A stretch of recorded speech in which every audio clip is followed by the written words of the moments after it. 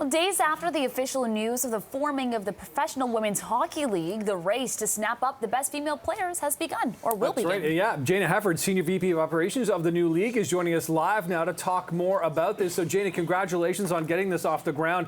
A huge accomplishment indeed. The work, I suppose, doesn't begin now. You've already done so much work here, but how does the work now change now that we know the league is really going to happen? Well, thanks for having me. As you mentioned, there's been a ton of work that's got us to this point, but now that work continues, and we continue to bring great people into the mix to help in leadership roles with this league and to lead teams. So we'll continue to build this out. We have our free agency period that will start tomorrow, and then we'll enter into a draft September 18th and continue to build from there. And tell me a little bit about the process of actually getting those players on. One of the most important parts of a league, of course. What's the process going to be like for you guys?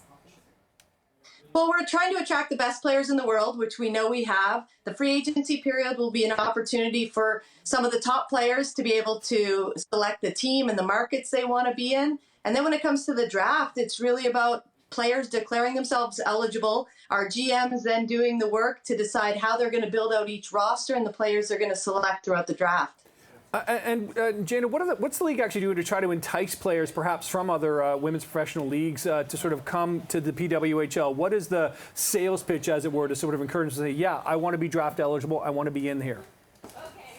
Well, I think the obvious to this league is that this will be the best league in the world in terms of the talent on the ice. We have an ownership group in Mark and Kimbra Walter, Billie Jean King, Alana Kloss, Stan Kasten, Royce Cohen, some incredible people that are some of the most prominent sport owners in the world. We have a CBA in place in advance of launching this league, which is incredibly unique. The CBA provides a lot of certainty to players around working conditions and player safety and meals and housing. And so this is unlike anything we've ever seen in the women's game. So there's no doubt that the best players in the world are going to want to be a part of this league. Well, let's talk a little bit about the markets. You guys said that you picked ones that had big enough arenas to actually hold both the players and the fortunate fans. What was the process around that? And do you think you already have arenas specifically picked out already?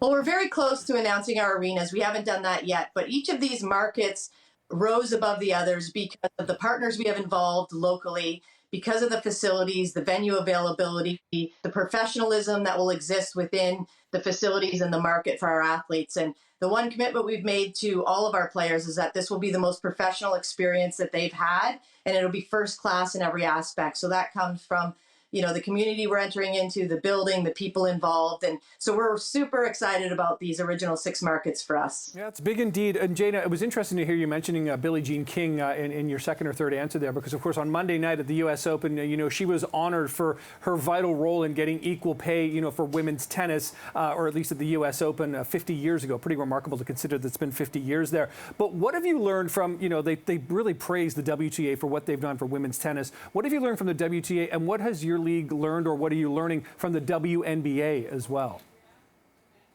Well, having Billie Jean King on board obviously is a huge advantage for us. She got involved with our group almost 4 years ago now, and one of her biggest messages was that if you want to create change, you've got to stick together and create a united voice. Her and Mark Walter and so many others have taken this vision of ours and rolled their sleeves up and done the work to get it done.